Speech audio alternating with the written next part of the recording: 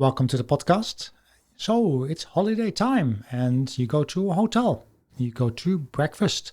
They serve you single-use plastic cutlery and crockery. That means you get 6 pieces of plastic. Your partner gets 6 pieces of plastic. If you have 146 rooms and you have an 80% occupancy, then over 12 months, you have 512, 406. That's over 500,000 individual pieces of plastic from this one hotel, 1 year, and that's only for breakfast. Yeah, so that is unbelievable. Do you think that's horrendous? Jo Hendrickx, the co-founder of Travel Without Plastic, she certainly did. Jo is on the Canary Islands, Las Palmas de Gran Canaria. It was fantastic to have her on the podcast. You can find all the links in the show notes and obviously on our website as well. That's podcasts.earth. Without further ado, here she is. So I'm here with Jo Hendrickx, and Jo, I believe you're on the Canary Islands, Las Palmas de Gran Canaria, and you're founder of Travel Without Plastic. Welcome to the show. Thank you for having me, Peter. It's great to be with you.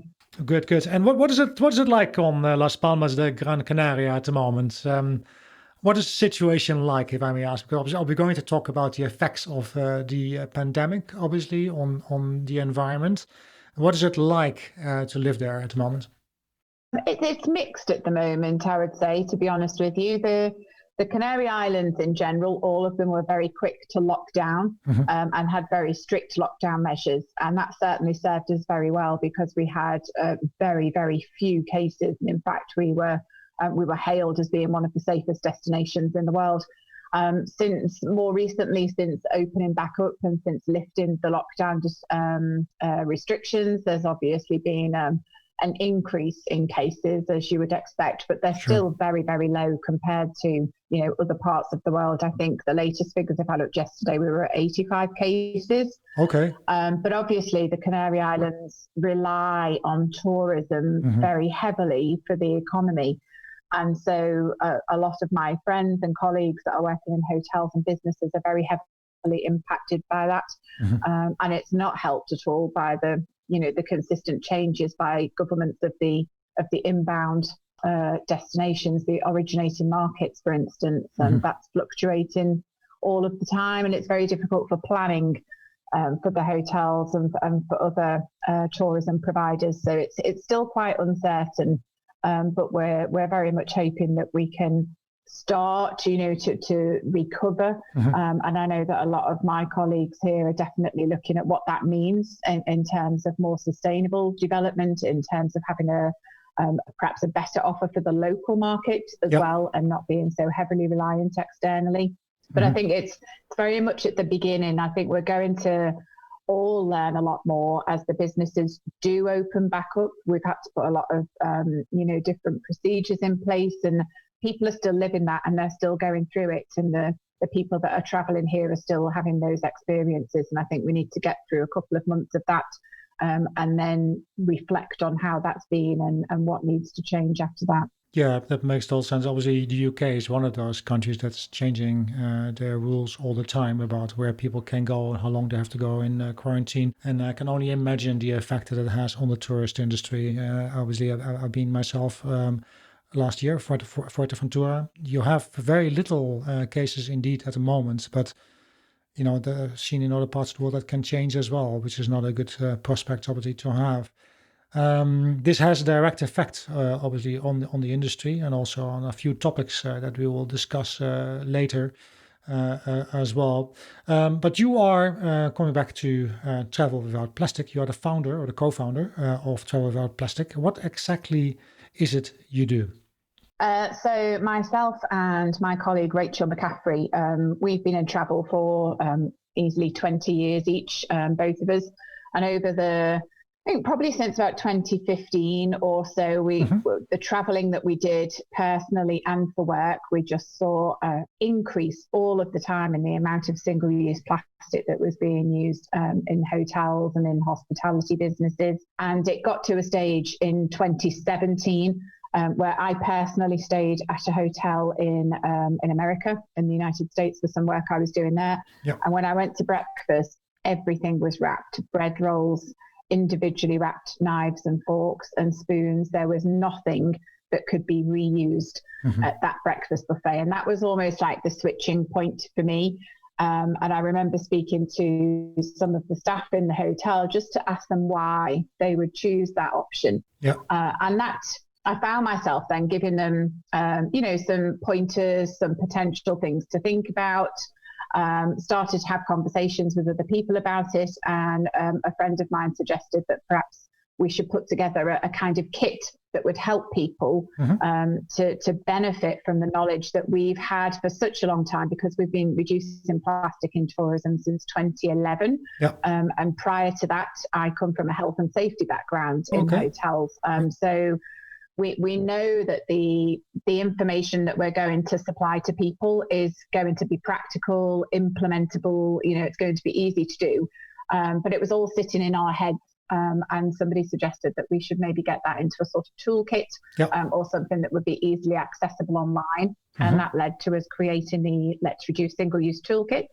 And in turn, that led to workshops for hotels in different parts of the world. More recently, they've turned into webinars, as you can imagine, with travel being restricted. Sure. So really, it's about sharing our knowledge and our insight, I think, and helping those hotels and businesses that really do want to reduce plastic, but they just don't know where to start, because it can be very overwhelming, or they think they've taken it as far as they can go, and they don't know what the next steps can be. And so we can help them formulate those. When you asked the American hotel why they do that, what did they say? Interestingly enough, it's for where they were situated. There were two things. They didn't have a lot of space. So they had originally set up as a self-catering accommodation, and nobody would really eat in a restaurant. And then they introduced a breakfast, and they used a very small room, and there was no space, not enough for cutlery. The kitchen was very small, and they bring all of the food in from outside. So it needed to be packaged. But they also talked about, for dishwashing facilities, for plates, cups, and cutlery, that sort of thing, that they suffered so many issues with electricity. They're in a hurricane corridor, which caused them specific problems. And actually, it was a very, very difficult thing for them to rely on the machinery that would support that. It did sound a bit strange to me, to be honest, but it's just interesting to get lots of people's opinions on it and see what they come back with and what the potential solutions could be to what that. would be a solution for a business like that, where they don't have much space, everything is brought in from the outside, they don't have a space for a dishwasher? What would be a solution for a hotel or accommodation like that, you think? You would really need to look at some investment in the, making some infrastructure available, which, it can be done, but it needs to be budgeted for. The one thing I did to get around it, though, because I couldn't stand it, I was there for 5 days, I actually took my own plates and cutlery down from the room, because the room had a kitchenette inside of it where everything was reusable. And they let me do that, which was great.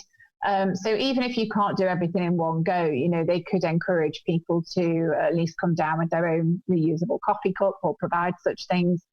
It's not to say that they would have to be able to build a complete infrastructure straight away, but they could maybe do that a little more, step by step. And you certainly don't need to wrap a banana or an apple in a single-use film. So that there are some things they could have done immediately. I hate plastic, but that is awful. I know. I know. But even the cutlery, even if nothing else, you could certainly wash the cutlery through a dishwasher without needing too much space. So it doesn't have to be all or nothing. And I think that's where we try to help people make those decisions, that you can take it step by step and plan in the things that you can do. Right. And I saw on your website you have like a guide, right? 100 pages of advice for reducing single-use tools. What are those? What's in that book? What can people learn from that? Oh gosh, we've crammed everything into that. It's obviously a generic guide, so it's available to everybody, and we've tried to incorporate as many scenarios as we possibly can in a general way. And what we've done is we've split it down into operational areas for hotels. So we've gone into detail for food and beverage, housekeeping, front of house, gardening, well-being, etc. So that each operational area is represented. Yep. And we've gone through the main criteria. So we've looked at all of the different types of single-use plastic, from bathroom amenities to single-use glasses, straws, packaging. And we don't tell people what to do. We kind of give them the information that they would need to be able to make a more informed decision. Mm-hmm. So we go through what a lot of the pros and cons would be of alternatives, what the impacts might be on customer service, depending on the usability of types of alternatives, how they may need to think about different processes rather than purchasing new products, what types of health and safety considerations they need to think about. And that was pre-COVID, but we just have COVID-proofed it, if you like, where it already had a lot of information in the first place, but we've just made that easier to see. We've highlighted that and added a chapter in specifically on that. Right. So it's really a reference material, to be honest. It's something it's very detailed. It's really, really useful. Do they take it all on board, or what has been the feedback that you have had so far, if I may ask? The feedback's been great, actually. Okay. People haven't expected the detail that we would go into, and they've found that really helpful, particularly where we've said, you need to consider this type of operational impact, etc., and given them lots of different things to think about. Mm-hmm. What we did do in the beginning, following some feedback, was within the kit itself, we made some shorter versions of some of the key points in there. So, for instance, we just did a small 3-page guide for purchases for people that have got responsibility for purchasing and procurement, a smaller guide on communication so that they were delivered in bite-sized chunks as well, because it can be quite a lot of information to go through. Yep. Mm-hmm. But ultimately what we want to do with it this year is we've started to work with an e-learning specialist. Uh-huh. So we wanted to bring it to life a bit more. We were doing that quite well through the workshops and things, but obviously they've taken a hit with us not traveling. So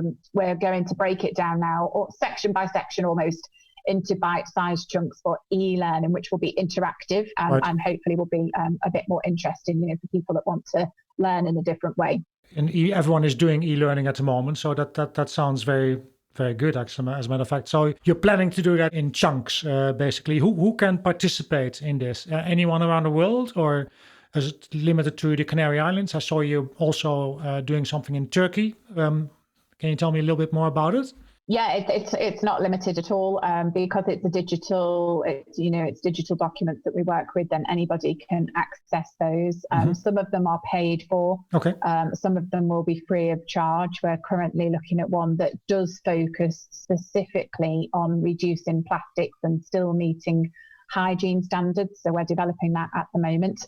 And we will make that free of charge for everybody. And it's just as applicable for hotel managers as department staff, and anybody in the hospitality that's got an interest in being able to reduce plastic and maintain hygiene standards. So we do work internationally, and we work with many different types of hotels with different types of customer demographics. Yep. And so I say a lot of our content is quite general so that everybody can access it. Occasionally then we will work with hotel groups that will ask us to work with them on a more personalized basis, where we actually understand their brand, we know what their expectations are, and then we can slightly adapt that content so that it fits them in a more bespoke manner. Sure. And what, if I may ask, what percentage would be paid and what percentage would be free of charge of the overall content that you will offer? We're looking at making the introductory modules free of charge. So the idea for taking the Let's Reduce Single-Use Guide and breaking that down is there should be about 10 modules. We're still working that out with the e-learner, and at least 2 or 3 of those would be available free of charge. Fair enough. And what do you expect the outcome will be? You expect smaller hotel chains or individual hotel chains or larger hotel chains, or what do you expect to happen? Who will take this up? Do you know, it's interesting, actually. When we first started, we believed that we would be helping the smaller independent hotels that perhaps didn't have a sustainability coordinator, or somebody that was really focused on that area of business. And actually it's turned into a really wide variety of hotels. You will have seen on our website that we've done work with TUI, for instance, and with massive. Their hoteliers. Yeah. And it's fantastic because we can kind of join forces in that. Yeah, it was interesting. We didn't think that we would be working with the larger hotel chains, but it has actually turned out to be a mix of both. Brilliant. That's good for business as well, huh? Yeah, fantastic. And it gives us a great opportunity to learn, all of the different hoteliers, different types of hotels, different types of customer demographics. They all need a slightly different approach. So it's really interesting for us to be able to share ideas that we've learned in one type of hotel and, potentially just adapt those slightly and be able to give advice and recommendations to others. So it's really useful to get that wide perspective. Right. And I saw on your website, an example there of single-use plastic in hotels. And you say that 6 pieces of plastic per breakfast per person times 146 rooms, can be double or twin rooms. 80% occupancy, obviously normal times, based on a 12-month operation. That would be roughly 500,000, so over 500,000 individual pieces of plastic from one hotel in a year. That is just horrendous, obviously, and that's just from breakfast cutlery and crockery. So I know that was my turning point. where when you think about all of the other items that are there as well, the amenities in bathrooms, that's there. Oh, that's not in there. That's just breakfast you're counting there, right? No, this was literally just breakfast. Yeah, and I say these are the things that we experienced and that really set us on the path where we said we've got to do something about this. This is just, if you take this, and not that the whole world will use individual plastics for breakfast, but there were more hotels than I expected that were doing a breakfast service in that way. And actually now, because of COVID, there are many more that feel that they have to do it in this way because they feel it's the only way to do it hygienically, which is a shame because there are other ways to do that. Yeah, can you expand on that? What other ways do you what do you suggest? I think it would depend again on the type of hotel. Obviously, the buffet service that we know of old is going to change quite dramatically.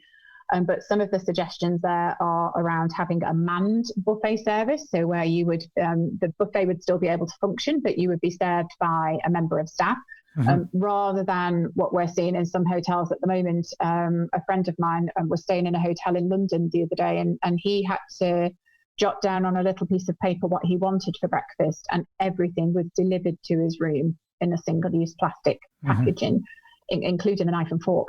And it's not really necessary. It can be done in different ways. And, it's the matter of really understanding your customers and what they're happy to accept. We had a very interesting conversation with a hotel in Amsterdam yesterday morning, and their customers, in the beginning would have been upset to see a lot of single-use plastic at the breakfast buffet.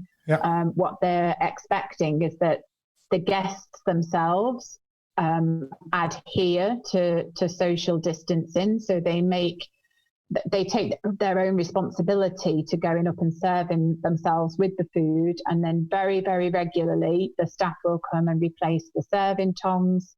There is always somebody watching to make sure that the social distancing takes place.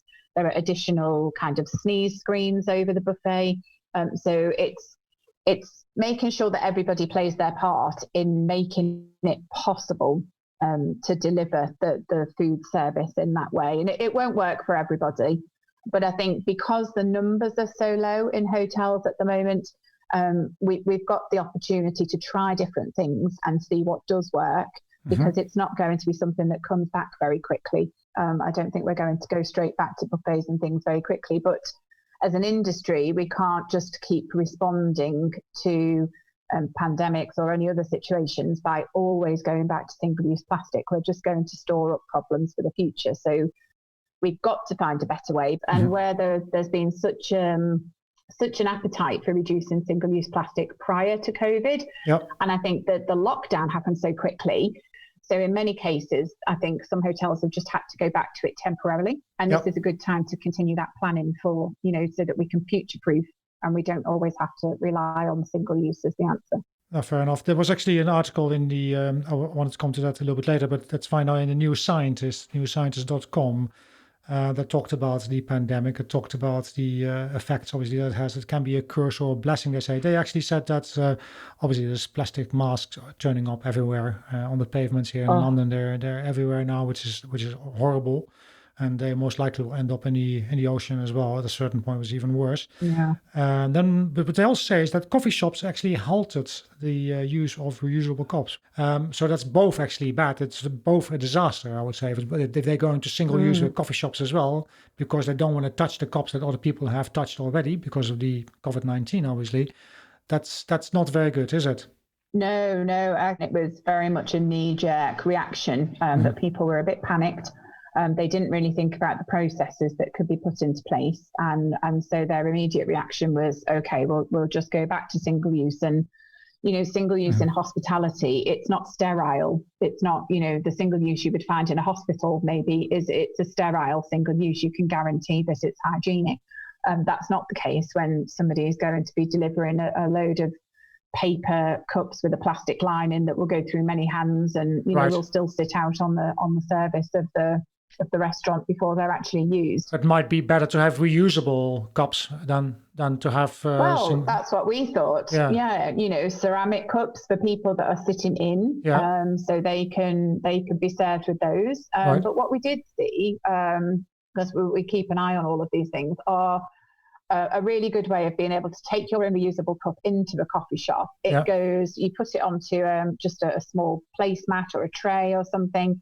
And actually what they do is the staff would serve the coffee into a reusable ceramic cup. They would pour that coffee into your reusable cup, add the milk or whatever else it is that you want. They never actually touch the cup. Right. You don't touch anything else except for your own cup.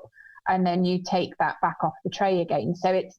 I think it was a 4-step process. We saw quite a few coffee shops are doing this now. That's very good. And we actually included that in content for a webinar we did a couple of weeks ago, just to show that you just need to think about those procedures. Once we start to think a bit more logically, those procedures will start to come out again, and we'll feel a bit more comfortable about going, returning back to reusable in the way that we did before, albeit with slightly different procedures. Makes sense. You're also, from what I saw, you're on the advisory committee of the Global Tourism Plastic Initiative.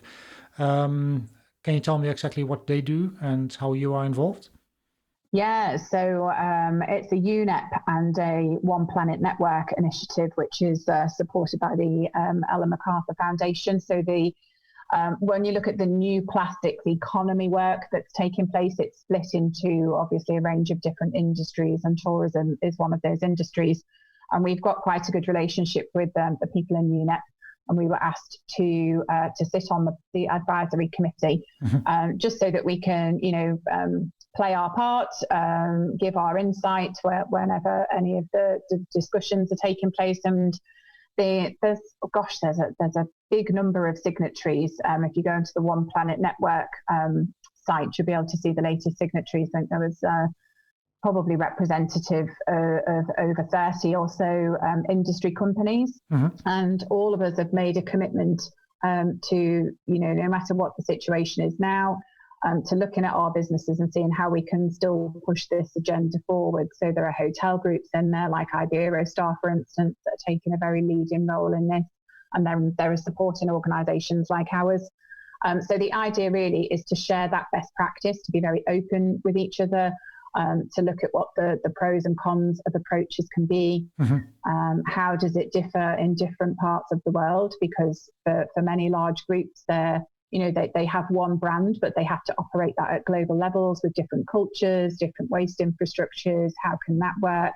So it's a really collaborative process where it's just about being very confident that we can all work together and just not let this agenda slip.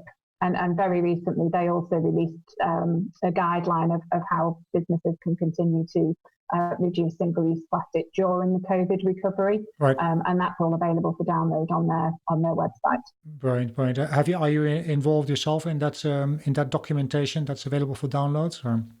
Yes, we all fed into that documentation. So as it was being created, and we've all been sharing that amongst all of the signatories that have been involved to date. Sounds amazing, as a matter of fact, I must say.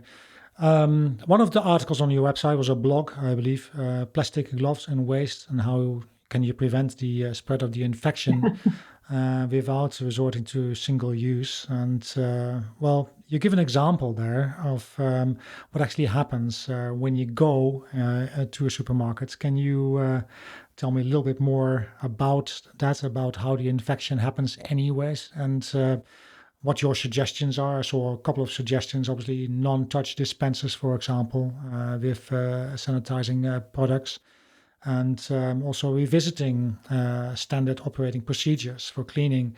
Can you maybe a little bit more about about what happened when you went into the supermarket, I believe it was? Yeah, it was. I was quite shocked, to be fair. So it was at the very beginning when the supermarkets they were always open, but they had to put procedures in place to be protecting the public, if you like, and we would all have to queue outside before we could go in, and the security guards there would absolutely oblige the use of gloves before you could go into the supermarket to shop. And then it's just that it's the observations that you make as you go around, because the general public are not necessarily used to wearing gloves for hygiene purposes. If you work in a hotel kitchen or any food and beverage outlet where you're dealing with food, you're probably quite well trained on that, and you know that you need to treat hands with gloves the same as hands without gloves. Just having the gloves on doesn't mean that you're not spreading around a virus or bacteria. And so it's almost like you need to treat them like a second skin. So you would need to wash them if you keep them on. So it's interesting to see how people will still cough into their gloved hand. Because, we've all been told to put our hands over our mouths when we cough. So we do that, and that's actually a terrible thing. We still do that with the gloves on, and we still pick up everything off the shelves. We put it back. That's horrible. Yeah. Okay. Up and down. Oh yeah. What's the expiry date on that? No, it's too close. I'll put that back down. You'll go into your handbag. You'll get your phone out that you've been touching. And it's all these things that you see people do, and you think these gloves are just making no difference whatsoever. Right. And then you would go into the car park of the supermarket, and they would be already all over the floor of the car park because they're extremely lightweight. Many of the bins don't have lids. So it blows right out, basically. As soon as the wind picks up, then they're all over the place. And, so people maybe are doing the right thing. And yeah, I just think it gives a false sense of security. Whereas if we knew that we needed to wash our hands more regularly, we would be more likely to do that. So since they stopped the gloves being an obligatory move, now hand sanitizer is an obligatory move to go into the supermarkets here. And actually, you notice people going back to the hand sanitizers. So they'll go halfway around the supermarket, they'll go back to that. Oh, really? And they'll hand sanitize again, because it's almost, it's really interesting. I'm a bit strange, maybe, that I will just spend time and observe what people are doing in these circumstances. But that's what you notice. It's almost like, this is my hand now. I've touched quite a lot of things. I'm just going to go back to the sanitizer, which nobody does when they've got the gloves on. And I just find that really interesting. So I think, in some cases, it's the processes that we need to be focusing on, rather than having products that we believe make us safer, when actually they could be doing even worse. That makes total sense. So more hand washing, less gloves. And that obviously goes for a lot of other things as well, I take it. There's a few articles. One I already mentioned in the New Scientist. They actually said as well that the Earth faces a pollution disaster unless we take drastic action. And drastic doesn't just mean like taking a little bit more care of it. But what they say is that even if we manage to really cut plastic pollution, we would only manage to get rid of 78% of it by 2040, compared to what we're doing right now. So that doesn't Does that mean it's hopeless, or is it? What do you think? There are days where I think, oh gosh, will we ever be able to do this? And it just requires such a huge mindset change. Yeah. And it's interesting to be part of the new plastics economy, because a lot of that focus is on the circular economy. And I'm 46 now, so maybe when I was a younger girl and I would stay at my nan and granddad's house overnight, and we'd go shopping with them, and we would go to all of the different shops. There was no huge supermarkets. There were, the milk was still delivered in glass bottles in the morning. All of these things, we took our own bags, and then just slowly, we seem to have changed into the more convenient lifestyle. And that's obviously, our lifestyles are very different. We're all working, we're all very busy, we're all juggling jobs and children, those sorts of things. Yep. But it's how can we get back? And it's nice to see that there are in certain countries. I know in the UK there's a lot more of this, that they are looking backwards now. What did we used to do, and how can we kind of reinvent that and bring the milkman back and those sorts of things, the vegetable boxes that can be delivered to the house.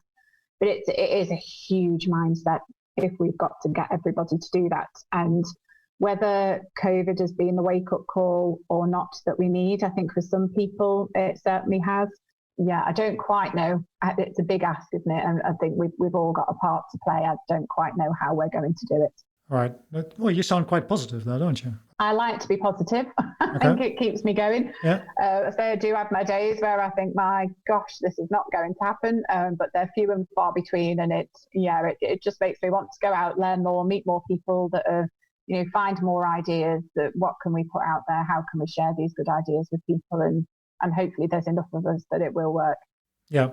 Other article, I was in diving site, iDive Blue, talking about the oceans, obviously. They talk about these plastic islands that are floating around, twice the size of Texas. And they say, regardless where you are in the world, it doesn't matter if your proximity to the sea is obviously small. Ocean plastics affect us all. You live on an island yourself, Gran Canaries. Any thoughts on that? What do you think about this?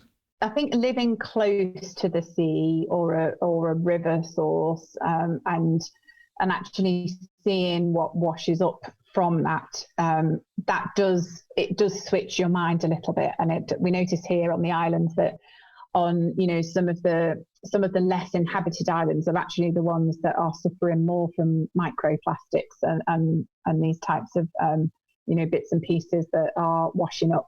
Some of the beaches here in Gran Canaria, they have a very high tide, and so the sand is very wet, and it's really, really easy to see all of the different colours of the plastics in the sand. So even from a tourism perspective, when people go to sit on that beach, it's there, it's visual, and it's in your face a little bit, and it makes you feel uncomfortable and like you want to do something about it.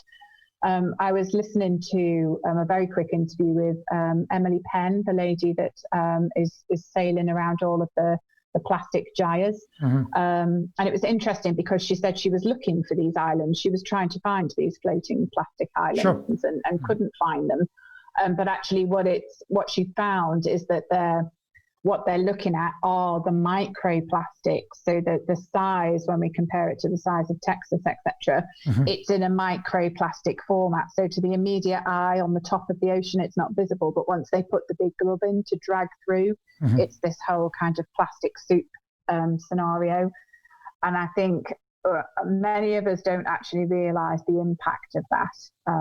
I know there's lots about it on television, there's lots about it on social media, but interestingly, again, I think to myself, maybe it's just because my social media is full of this sort of thing and I'm interested in it, so that's what comes up on my feed. But there are lots of my friends that don't know about this. They're not aware that this is happening. It's more on the radar now than it has been, which is great. But I do think there's still a lot of work to do around that. Yeah. Do you think you see more of it because obviously when you're looking for, you search for it because it's your job, so you get more articles thrown your way, and then you get the perception that they talk about it everywhere, where in reality people just look for different things and they don't get more of this information, or maybe nothing at all?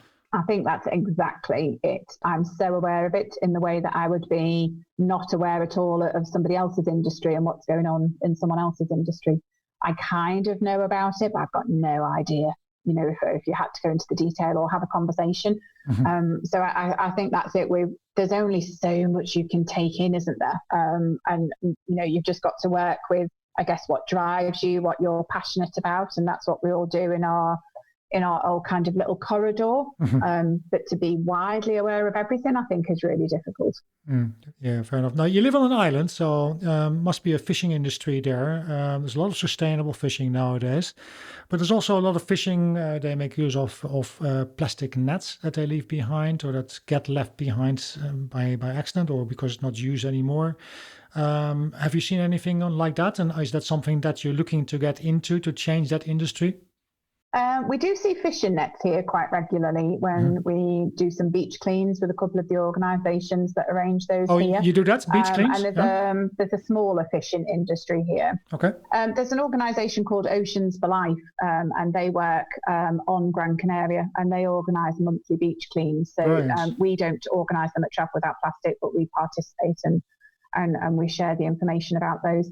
And it's interesting to see what we do pick up off the beaches, and very often that there are fishing nets. It's not an industry that we're making any kind of headway into ourselves personally.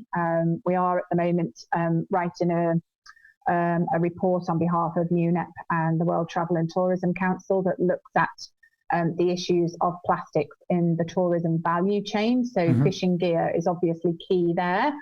And some of the researchers on the project, their suggestions are around take-back systems and different types of materials. It's not my area of expertise, definitely not. Okay.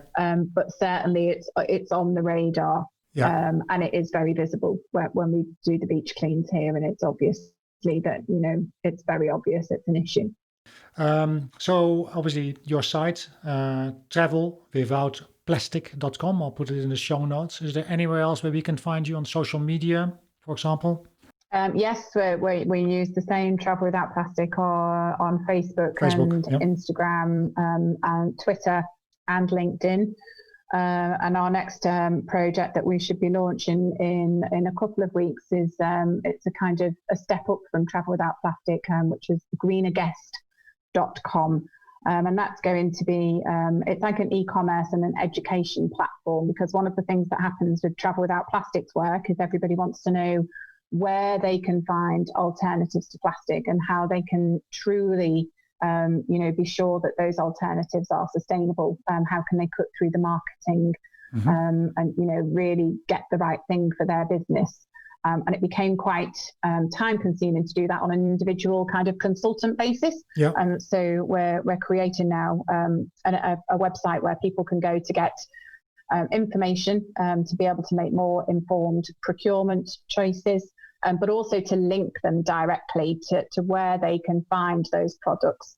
And we're going to be very, very honest about how those products would need to be disposed of, so people can make the right decision, if it's the right thing for them to buy or not, depending on their waste infrastructure, and also where the products are made, so that we can help people to buy locally and still tick a lot of their other sustainability boxes, because we don't really want to solve one problem only to find that we create another. So it's a work in progress. We're hoping that we will launch that by the end of August, and that's where the e-learning on the hygiene and reducing plastics will sit as well. So we want that to be a really... And what is the website's name again? Sorry, I did not quite hear it. The new website is greenerguest.com. Greenerguest.com. Okay, all right. So Travel Without Plastic will still be there, but Greener Guest is the kind of next step from that. Fantastic. And that was my next question going to be as well. Anything else in the pipeline? Obviously, that's what is in the pipeline, I guess, isn't it? Is there anything else that you would like to mention? Anything else that you want to get off your chest? No, not really. I think we've covered quite a lot today, Peter. It's been really interesting to talk to you. You've got lots of amazing questions. I think it's just, for us, we would just really like to see people feeling, confident that they don't need to go back to single-use plastic, or that they can make different choices, and to to help people understand that it's not always the easiest thing to do, but it's definitely the right thing to do for so many reasons. And it does require some planning, to look at what different processes and procedures need to be.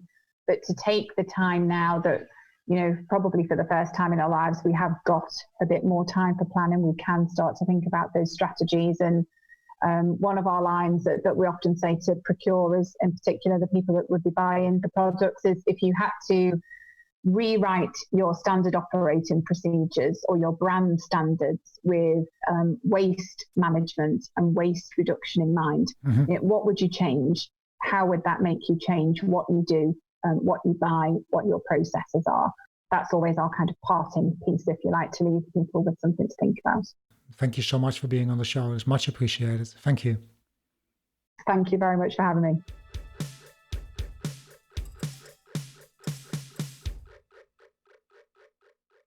That was the podcast with Jo Hendrickx of Travel Without Plastic. I'll put all the links in the show notes. It was fantastic, as I mentioned earlier, to have her on the show. And you can find the latest news on podcasts.earth. You have been listening to Peter de Vries. Thank you for doing so. And please don't forget to tune in next time to A Travel Companion. Thank you.